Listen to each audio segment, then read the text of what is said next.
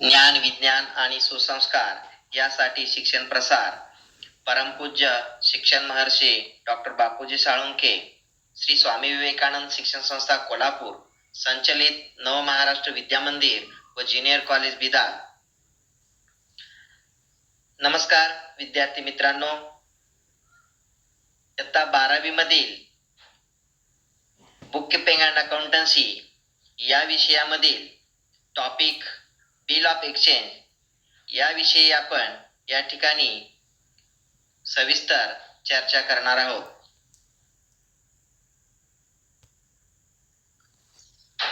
अकरावी मधील आपण जर्नल एंट्रीज पाहत असताना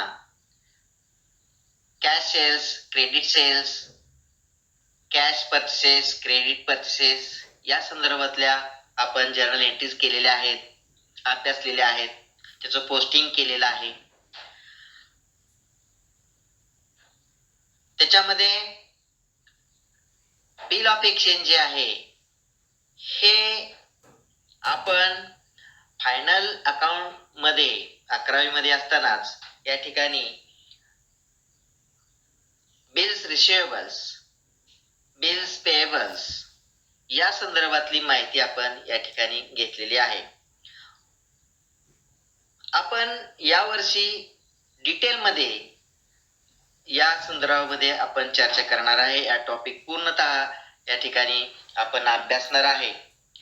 आता यासाठी एक उदाहरण या ठिकाणी आपण पाहणार आहे. आपण टाइप्स ऑफ सेल्स किंवा टाइप्स ऑफ परचेस हे कॅश सेल्स असतं, क्रेडिट सेल्स असतं. म्हणजे विक्री रोखीनं केली जाते, उधारीनं केली जाते.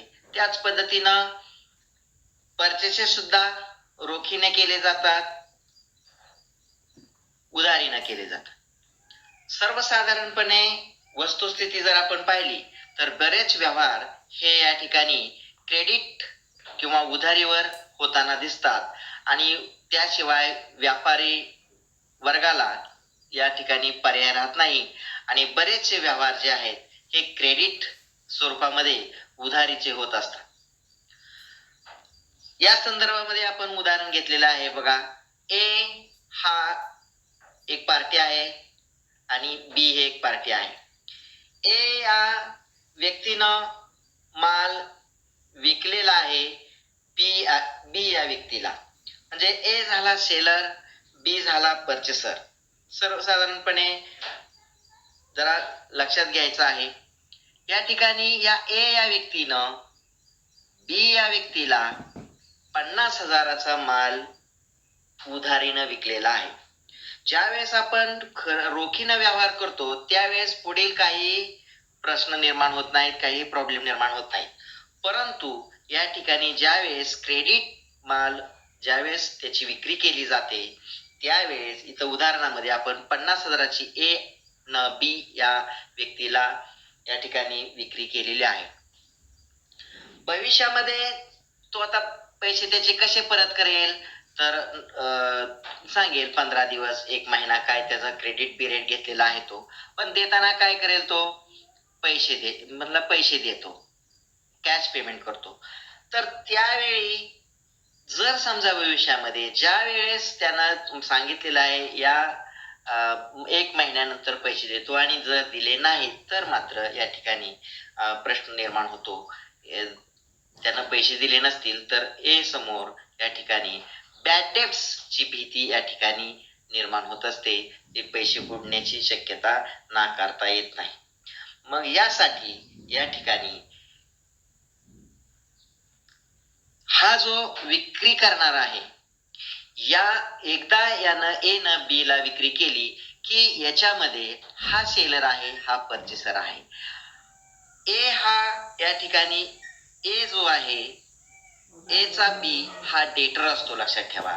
आणि बी च्या दृष्टिकोनातून ए हा क्रेडिटर आहे. कारण बी ला याला देणं आहे आणि ए ला बी कडून येणं असतं. आणि ज्या वेळेस उधार माल विक्री केल्यानंतर ज्या व्यक्तीकडून आपल्याला येणे असतात त्या व्यक्तीला आपण कलेक्टिव्हली डेटर्स असं संबोधतो.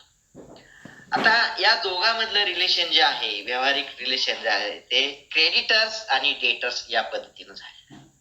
मग आता ए जो आहे याच्याजवळ काय पर्याय आहेत, तर एक तर तो बी कडून त्याचा चेक घेईल, दुसरा बी कडून या ठिकाणी तो बिल घेईल.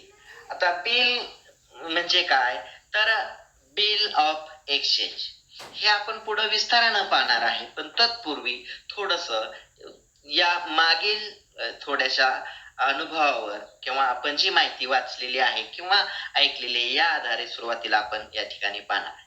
मग हा जो क्रेडिटर आहे, हा ए जो आहे, हा बिल तयार करणार. बिल तयार करणार म्हणजे काय, तर या ठिकाणी एक फॉर्मॅट मध्ये एक ड्राफ्ट असं तयार करणार की या ठिकाणी मला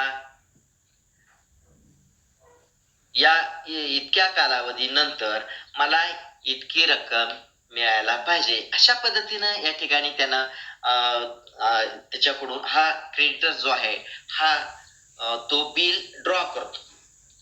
बिल पुढे आपण त्याचं फॉर्मॅट नंतर पुढे पाहणारच आहे. तर ड्रॉवर जो आहे म्हणजे हा बिल जो ड्रॉ करणार आहे हा ड्रॉवर, म्हणून ए हा ड्रॉवर या ठिकाणी त्याला म्हणायचं आहे. Who draws a bill is called drawer.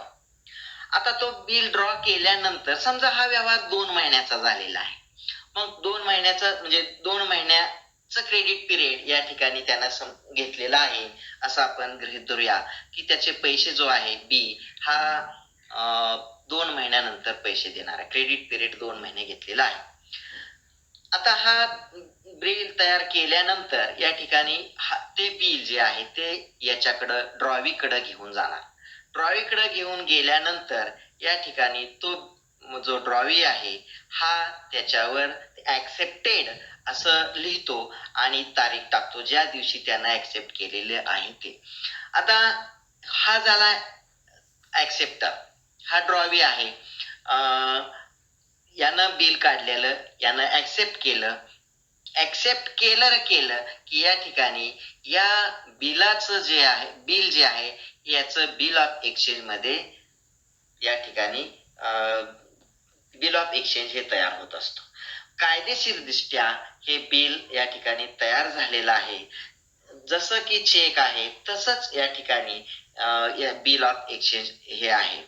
आता बिल ऑफ एक्सचेंज हे या बिलाचे पैसे आता ए ला मिळणार आहेत, म्हणून ए च्या दृष्टिकोनातून ते bills receivable, it is a asset.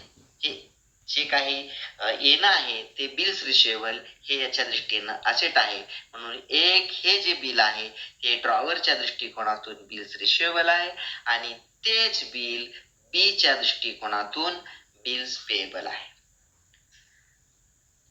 त्यानंतर या ठिकाणी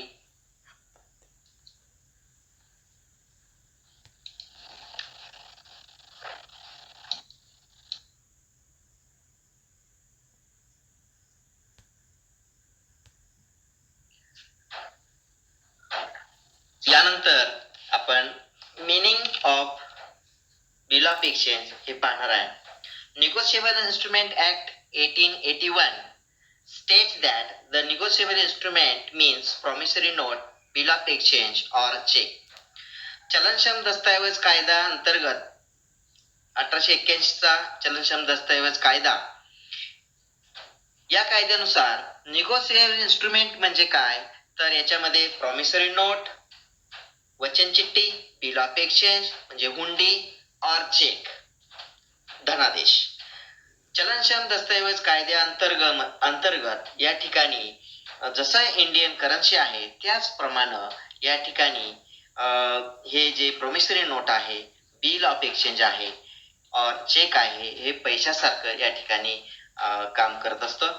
आता या ठिकाणी जसं हस्तांतरण चलनक्षम दस्तऐवज कायद्या अंतर्गत या ठिकाणी आपल्या ज्या 100 रुपये, 500 रुपये, 2000 रुपये या ज्या चलनी नोटा आहेत याचं जसं एका व्यक्तीकडून दुसऱ्या व्यक्तीकडे हस्तांतर केलं जातं त्याच पद्धतीनं या ठिकाणी चेक असेल, बिल ऑफ एक्सचेंज असेल याचं सुद्धा हस्तांतर करता येत असतं.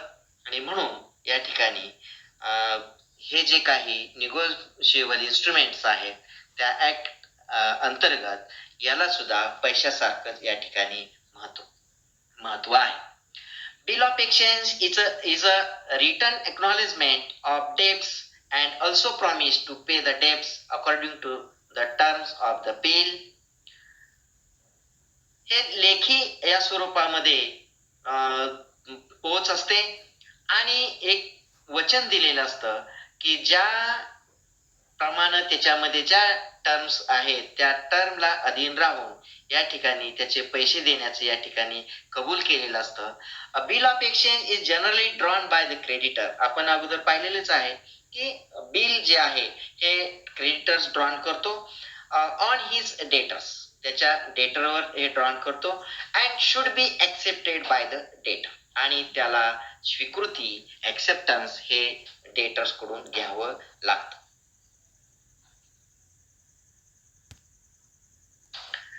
त्यानंतर definition of bill of exchange. Section 5 of the negotiable instrument act 1881 defines bill of exchange as a bill of exchange is an instrument in writing containing an unconditional order signed by the maker directing a certain person to pay certain sum of money only to or to the order of a certain person or to the bearer of the instrument. Bill of exchange म्हणजे काय तर ते लेखी स्वरूपामध्ये या ठिकाणी दिलेली unconditional order असते. कसली अट त्याच्यामध्ये नसते, सरळ सरळ या ठिकाणी सांगितलेलं असतं इतक्या या तारखेला किंवा या तारखेनंतर या ठिकाणी म्हणजे पिरियड जे आहे 1 महिना 90 दिवस अशा पद्धतीनं अनकंडिशनल ऑर्डर. तिथं काही कंडिशन नसते. साइन बाय द मेकर, जो मेकर आहे जो तयार करणार आहे, हा जो ड्रॉवर आहे तो तयार करणार आहे.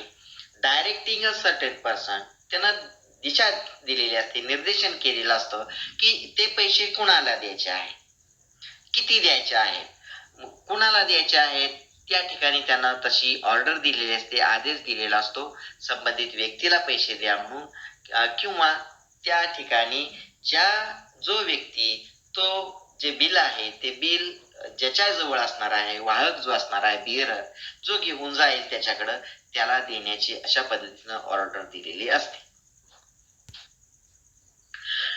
आता बिल ऑफ एक्सचेंज मध्ये या ठिकाणी पार्टीज किती असतात तर parties to a bill of exchange there are 3 parties. 1 drawer. आता who draws a bill is called drawer. आपण अगोदर पाहिलेलं आहे. Drawer is a person who makes the bill and signs on it. जो तयार करतो त्याच्यावर सही करतो. He is the creditor who is entitled to receive the money from debtor. की ज्याला कायदेशीर म्हणजे कायदेशीर हक्क, इंटायटल म्हणजे legally right, entitled to receive the money from the debtor, त्याला त्या बिलाचे पैसे जे आहेत ते डेटर्स कडून या ठिकाणी येणं असतं. For the drawer the instrument is his bills receivable, म्हणजे ड्रॉवरच्या दृष्टिकोनातून हे बिल्स रिसिवेबल आहे, आणि since he has to receive the amount of the bill, कारण त्याला त्या बिलाचे पैसे मिळणार असतात. सेकंड पार्टी जे आहे हे drawee. Drawee is the person on whom the bill is drawn. Drawee अशी व्यक्ती की जिच्यावर बिल ड्रॉन केलेलं आहे, काढलेलं आहे, ही व्यक्ती he has to accept the bill, त्यानं ते बिल स्वीकारलेलं असलं पाहिजे. ड्रॉन ऑन हिम, त्याच्यावर काढलेलं बिल त्यानं स्वीकारलेलं असलं पाहिजे किंवा तो स्वीकारतो. He is the debtor who has to pay money to creditors. ही व्यक्ती जी आहे ती क्रेडिटरला पैसे देणं लागते. For the drawer, the instrument, for the drawee, the instrument is his bills payable. ड्रॉवीच्या दृष्टिकोनातून हे बिल्स पेबल आहे, सिन्स कारण he has to pay the amount of the bill, कारण तो त्या बिलाचे पैसे या ठिकाणी देणं लागतो आणि म्हणून या ठिकाणी ड्रॉवी म्हणजे काय हे आपण पाहिलेलं आहे. त्यानंतर तिसरं आहे payee. Payee is the person to whom the payment is to be made. आता ड्रॉवर न बिल काढल्यानंतर ड्रॉवी न ऍक्सेप्ट केल्यानंतर त्याचे पैसे कुणाला मिळायला पाहिजे ते बिल ऑफ एक्सचेंज मध्येच नमूद केलेलं असतं. तर हे नमूद करत असताना तो त्याच्यामध्ये समजा 2 महिन्याचं बिल असेल तर तो काय म्हणेल, 2 months after date pay to me or my order the sum of rupees 50,000 only for the value received. जर समजा त्यालाच पैसे मिळणार पाहिजे असतील तर, आणि म्हणून हा ड्रॉवर सुद्धा पेई असतो.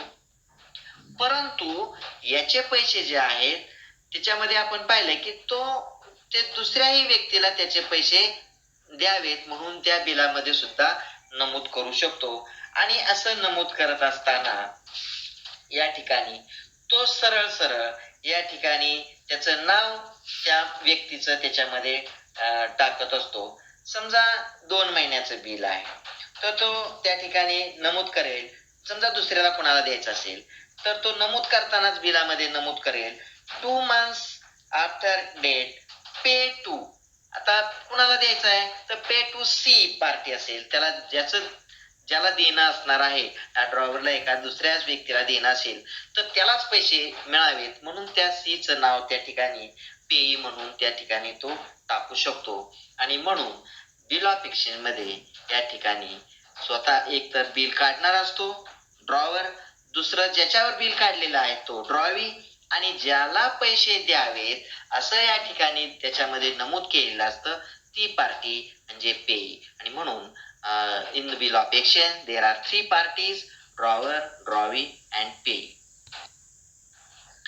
त्यानंतर त्या बिलामध्ये काय काय उल्लेख असतो किंवा कंटेंट्स त्याच्यामध्ये काय काय असतात तर पहिला आहे date. The date on which bill has been drawn must be written at the top right hand corner below and below the address of drawer. Bill format केल्यानंतर त्याच्या उजव्या बाजूला या ठिकाणी कोपऱ्यामध्ये तारीख या ठिकाणी त्या ड्रॉवरचं नाव आणि ॲड्रेस आणि त्याच्या खाली ते तारीख या ठिकाणी लिहिली असते. Date of bill is essential for calculation of maturity date. A bill without date has no meaning. म्हणजे बिल ज्या दिवशी काढलेलं आहे त्या या ठिकाणी त्या दिवशीची तारीख या ठिकाणी तिथं स्पष्टपणे नमूद असली पाहिजे. जर तारीख नसेल तर मात्र आपल्याला कालावधी जो आहे, क्रेडिट पिरियड जो आहे तो समजणार नाही, जी मॅच्युरिटी डेट काय येणार आहे ते कळणार नाही आणि म्हणून तिथं तारीख असणं गरजेचं आहे. दुसरा कंटेंट आहे term. Term of bill must be specified in months or in days. आता कालावधी जो आहे तो एकतर महिन्यामध्ये किंवा एकतर दिवसामध्ये अशा पद्धतीनं त्या ठिकाणी नमूद केलेला असतो. त्यानंतर amount of bill in figures should be specified below the stamp and amount in words must be specified in the body of the bill. त्याच्यामध्ये नमूद केलं पाहिजे अमाऊंट किती आहे ती या ठिकाणी स्टॅम्प लावण्यासाठी जागा असते त्याच्या खाली या ठिकाणी अमाऊंट साठी या ठिकाणी जागा असते त्याच्यामध्ये ती रक्कम लिहिणं अपेक्षित आहे. Stamp of proper value according to Indian Stamp Act 1889 should be affixed. म्हणजे 1889 ला जो इंडियन स्टॅम्प ऍक्ट आहे त्यानुसार कायद्याला अनुसरून त्या ठिकाणी स्टॅम्प त्या ठिकाणी अटॅच होणं गरजेचं आहे.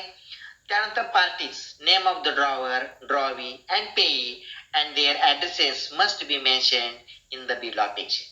बिल ऑफ एक्सचेंज मध्ये या ठिकाणी पूर्णतः ड्रॉवरचं नाव, ड्रॉवी, पेई त्याचे जे पत्ते आहेत ते मेन्शन होणं गरजेचं आहे. त्यानंतर for the value ratio.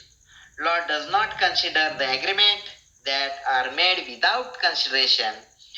Consideration means in lieu of and in context of bill of exchange, it means that the bill is issued in exchange of some benefit received. आता काहीतरी बेनिफिट मिळाल्याशिवाय या ठिकाणी त्याची व्हॅल्यू जी आहे ते आपल्याला या ठिकाणी, आता हे जे बिल ऑफ एक्सचेंज आहे हे व्हॅल्यू आहे, हे घेण्यासाठी काहीतरी या ठिकाणी त्या व्यक्तीला मोबदला जाणं गरजेचं आहे. म्हणजे माल विक्री केली, त्याला मोबदला त्याचा गेलेला आहे, विक्री माल गेलेला आहे आणि त्याच्या आधारे या ठिकाणी ही जी बिल ऑफ एक्सचेंज आहे हे त्या ठिकाणी मिळणार आहे.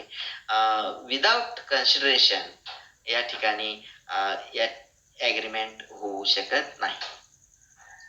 म्हणून फॉर द व्हॅल्यू रिसिव्ड हे सुद्धा या ठिकाणी शब्दरचना फॉर्मॅटमध्ये असणं गरजेचं आहे. आणि त्यानंतर acceptance. Bill of exchange drawn by drawer is term as a draft. जे बिल ऑफ एक्सचेंज जे आहे ते ड्रॉवर ज्या वेळेस तयार करतो, ड्रॉन करतो, त्यावेळेस ते ड्राफ्ट स्वरूपामध्ये मसुदा फक्त तयार केलेला असतो. It must be presented to drawee of acceptance. या ठिकाणी ड्रॉवीकडं या ठिकाणी ॲक्सेप्टन्स साठी ते द्यावं लागतं. When drawee signs with his name along with date across the face of the bill. दर्शनी भागावर या ठिकाणी ज्यावेळेस तो त्याचं ॲक्सेप्टेड म्हणून सही करेल आणि नमूद करेल त्या ठिकाणी the word accepted, the bill is said to be accepted and his act of drawing is called acceptance of bill. अशी जी त्याची accepted त्यानं लिहिलं ही त्याच्याकडून झालेली जी कृती आहे ही कृती झाली की त्याला बिलाला acceptance मिळालं असं समजायचं. Drawing cannot be made liable for payment of bill before the acceptance of bill. Only on acceptance the draft becomes a bill of exchange. म्हणजे तो देणं लागत आहे जोपर्यंत त्या बिलावर त्याचे ऍक्सेप्टेड म्हणून सही होत नाही तोपर्यंत त्या बिलाचे या ठिकाणी पेमेंट तो देण्यास पात्र नसतो म्हणजे त्याच्यावर कसलीही जबाबदारी या ठिकाणी येत नाही. ऍक्सेप्टन्स मिळाल्यानंतर मात्र या ठिकाणी ते बिल ऑफ एक्सचेंज तयार होत असतं. त्यानंतर आता आपण फॉर्मॅट काय आहे ते पाहणार आहे. फॉर्मॅट मध्ये बघा या पद्धतीनं आपण हे फॉर्मॅट आहे. हे फॉर्मॅट पाहत असताना वरच्या बाजूला बिल ऑफ एक्सचेंज, त्यानंतर उजव्या बाजूला आपण पाहिले drawer's name, drawer's address, date of bill draw. त्यानंतर इथं वरच्या बाजूला डाव्या बाजूला स्टॅम्प आहे, रेव्हेन्यू स्टॅम्प लावण्यासाठी अमाऊंट इन फिगर मध्ये. त्यानंतर इथं पिरियड ऑफ बिल. आता समजा 2 मंथ्स आहे तर इथं 2 months after date pay to mister missus काय असेल ते इथं त्याचं नाव असणार आहे. समजा नसेलच, त्याला कुणालाच पैसे द्यायचे नसेल, पेचं नाव टाकायचं नसेल तर इथं काय नाव येणार नाही. Pay to me or my order इथं आहे दिलेलं, ऑर इथं ऑर माय ऑर्डर असं येणार. आणि इथं समजा पेचं नाव दिलं असेल, समजा pay to mister C or his order, his असेल किंवा हर असेल order the sum of rupees 50,000 inwards मध्ये फॉर द व्हॅल्यू रिसिव्ड. आता या ठिकाणी बघा हा ड्रॉवर इथं सही करणार असतो, ड्रॉवरचं नाव इथं येणार. त्यानंतर हे ड्रॉवीचं इथं नाव लिहिणार आहे, हा ड्रॉवरच तयार करतो ड्रॉवीचं नाव, त्याचं ऍड्रेस.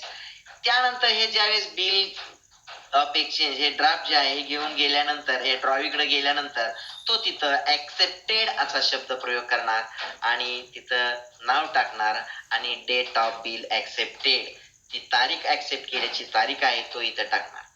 समजा इथं 1 जून 2019 असेल आणि त्याच्या दुसऱ्या दिवशी ऍक्सेप्टन्स दिला असेल तर 2 जून या ठिकाणी तारीख दुसऱ्या दिवशीची टाकेल.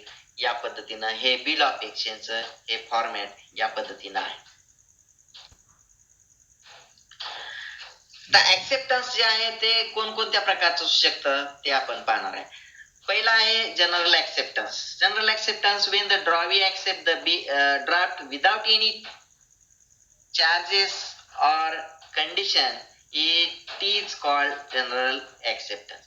त्याच्यावर काही अटी टाकलेल्या नसतील. ड्रॉवी ऍक्सेप्ट ज्यावेळेस काहीही कंडिशन नसते अशा वेळेस या ठिकाणी it is also non as unconditional acceptance.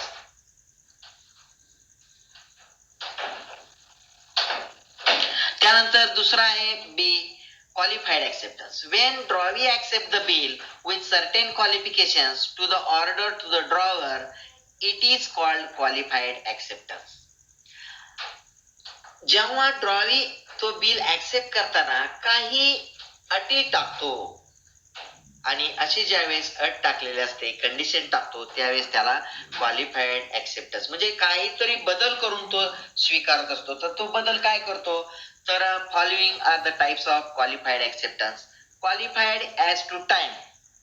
When drawee accept the bill subject to change in tenure or term of the bill, it is known as qualified acceptance at to time.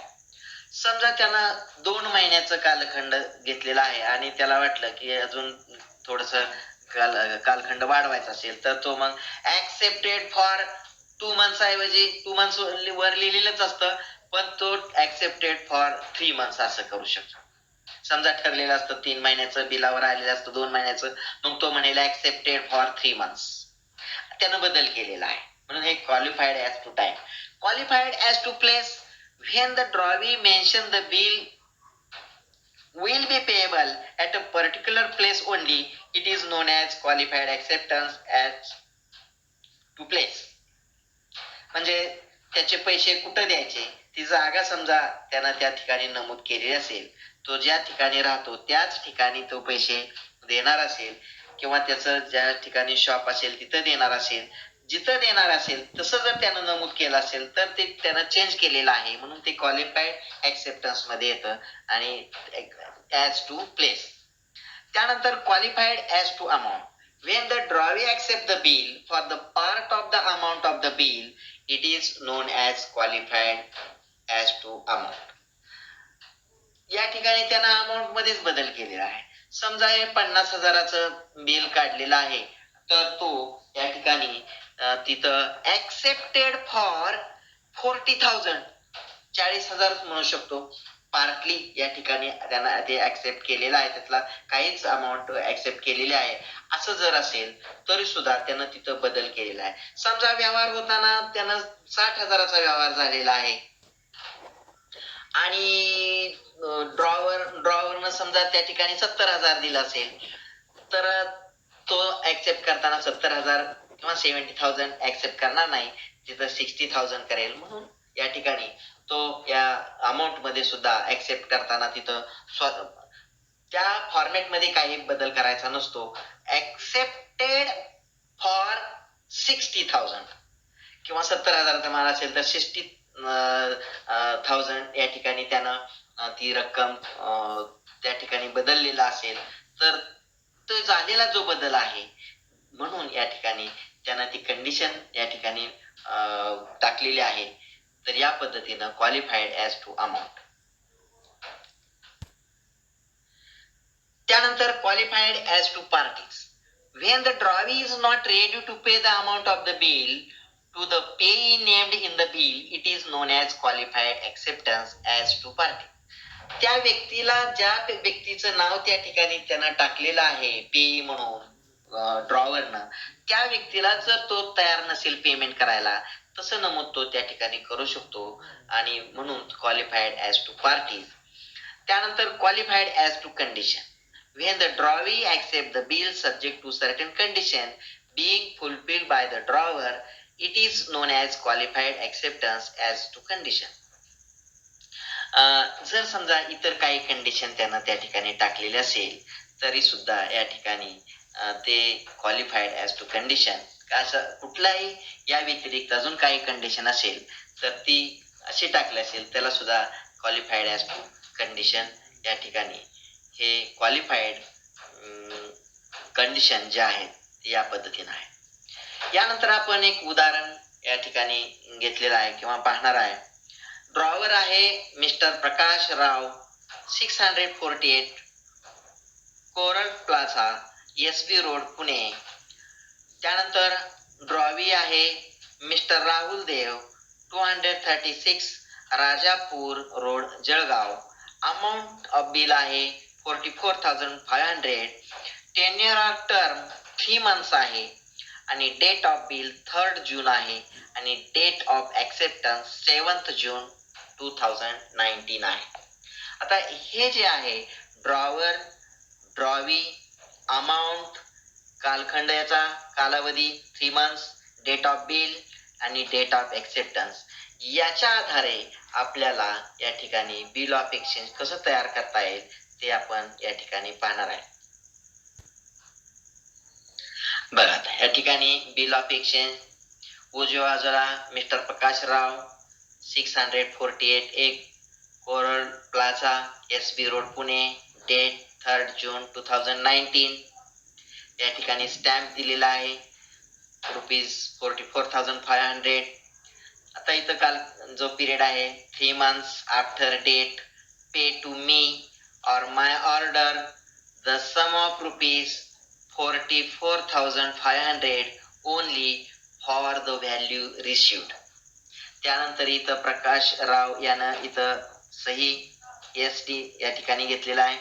नाव इथं पत्ता टाकण्याची आवश्यकता नाही. त्यानंतर हा राव जो आहे तो कुणाला हे देणार आहे तिथं टू शब्द प्रयोग करायचा आहे. राहुल देव 236 राजापूर रोड जळगाव. त्यानंतर हे बिल जे आहे ते या ठिकाणी देवकडे जाणार आहे, राहुल देवकड. तो इथं बघा लिहिले त्यानं डबल इन्व्हर्टेड कॉमा मध्ये ॲक्सेप्टेड SD सही मिस्टर राहुल देव आणि या ठिकाणी तो ॲक्सेप्टेड तारीख आहे 7th जून 2019. या पद्धतीनं हे फॉर्मॅट जे आहे हे आपण या ठिकाणी व्यवस्थितपणे या ठिकाणी आपण पाहिलेलं आहे.